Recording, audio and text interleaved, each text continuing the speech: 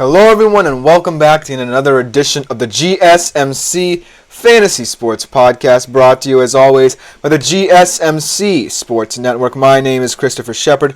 Thank you all for tuning in.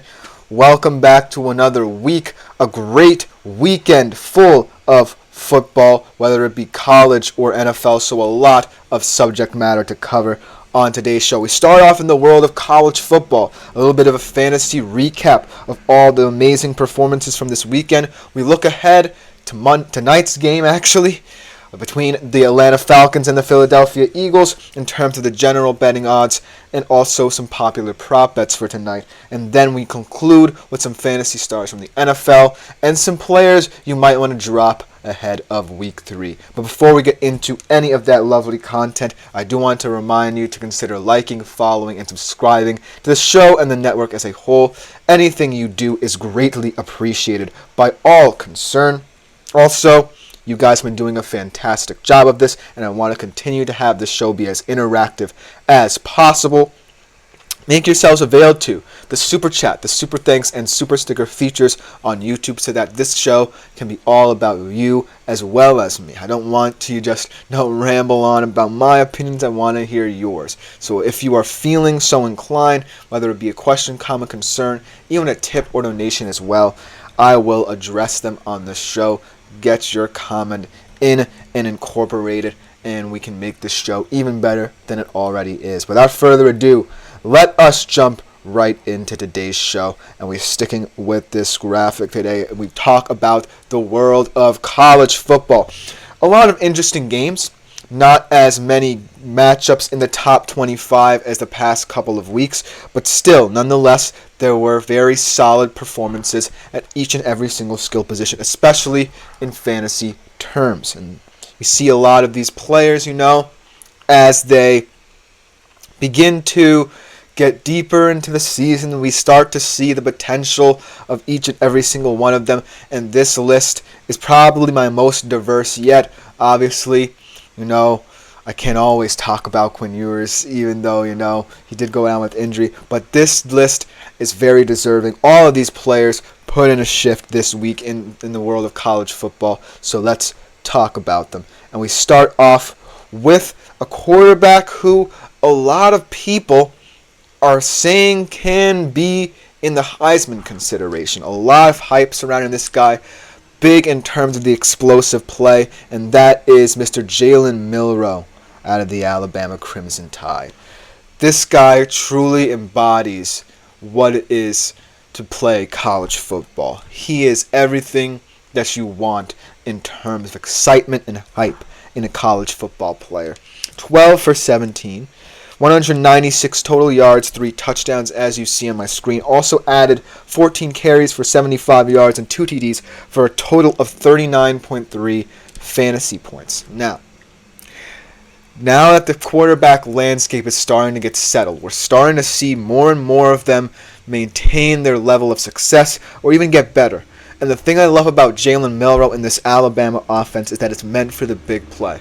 He may not always have, solid games like a Quinn Ewers where he's just completing accurate passes, getting the ball out quick, but he is due for these kind of big explosive plays that really gets you a lot in terms of fantasy production, and he can do it with both his arms and his legs. It's not just all about getting it to his diverse group of pass catchers, but also about maintaining that ground game, which has always been one of the main aspects of what makes Jalen Milroe so excitable as a player.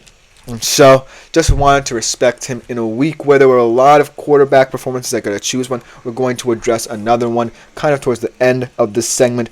But for now, just know that Jalen Milroe is always due for an excitable game every once in a while.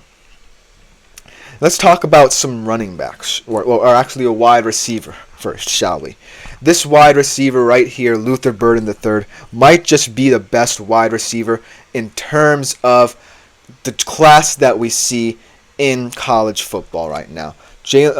Luther Burden is one of those guys who we haven't really seen much tape of, I would like to say, if we're, a casual fan, but he is someone who does deserve the respect that he should get.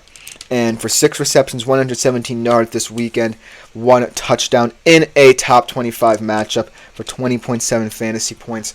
It just goes to show that he should get respect. And I think that in terms of the wide receivers, there are a lot of exciting guys, but some of them have been underperforming, whereas Luther Burden III is starting to get the feel as someone who can be a NFL pro-ready player. So look out for him in Dynasty leagues as well in future years, because Luther Burden III, in my humble opinion, is the wide receiver 1 in college football at this moment in time.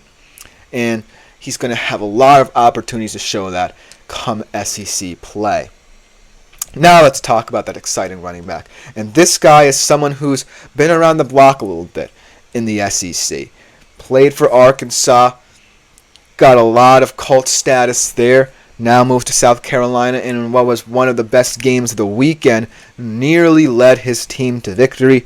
I'm talking about Raheem Rocket Sanders. 19 carries, 142 yards, 2 touchdowns on the day for 27.9 fantasy points.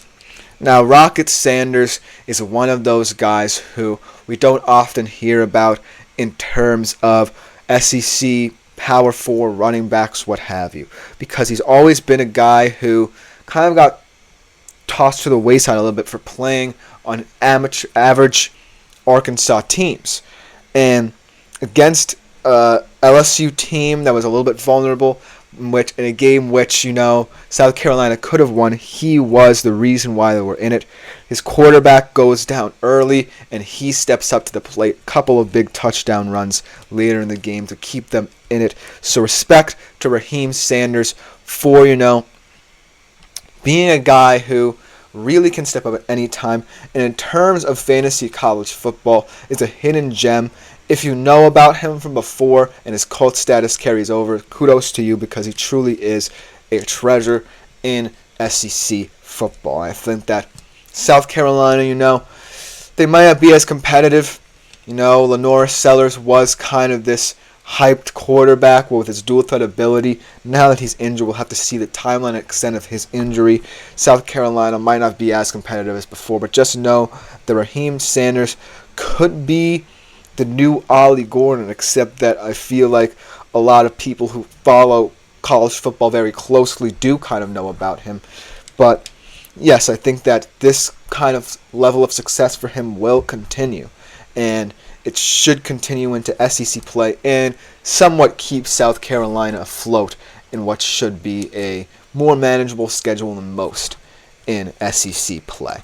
But the final quarterback I want to talk about is a guy who has been getting a lot of hype and looks like someone who could easily play 2 positions in college right now.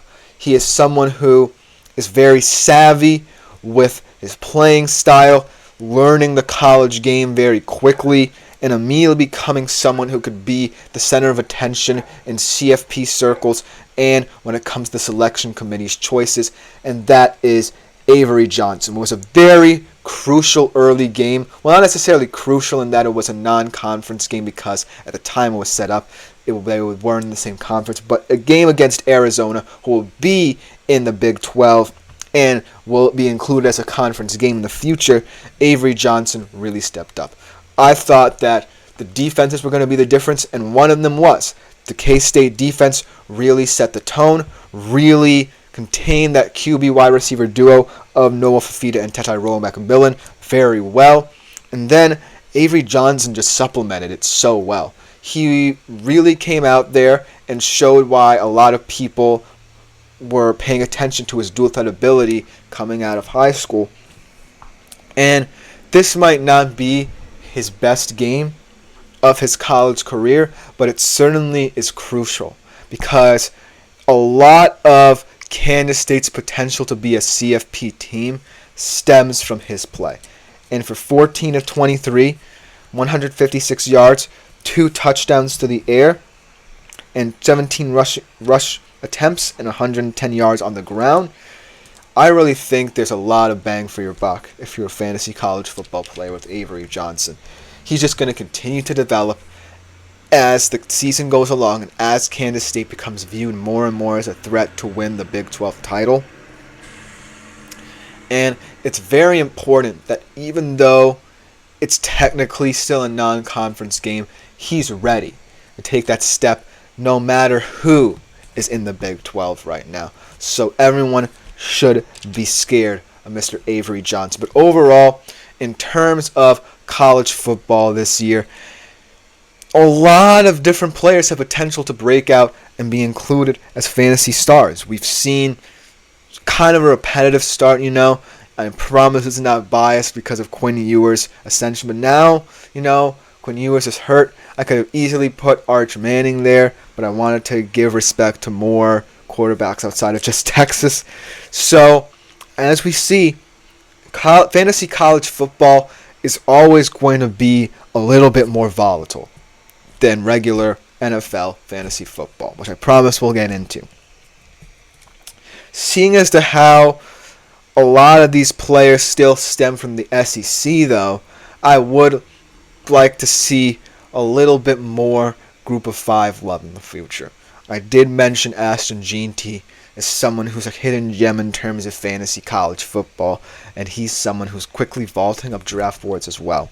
I like that John Mateer kid out of Washington State, even though he's technically in a Power 4 conference, the Pac-2, he's still kind of profiled as an under-the-radar guy. And there's still so many different college football players out there who I think are appealing in fantasy college football. But let me know what you think in the comments, because this will just about do it for this segment of today's show. I love talking college football with you guys. If you want to continue seeing this kind of thing, let me know, because I know there are some college football heads out there. But coming up next on today's show, we turn our heads to tonight's game, Monday Night Football between the Atlanta Falcons and the Philadelphia Eagles. We're going to be doing a general betting preview, then be looking at some popular prop bets as well. We'll be right back after this short break to talk about that. I feel like I'm losing.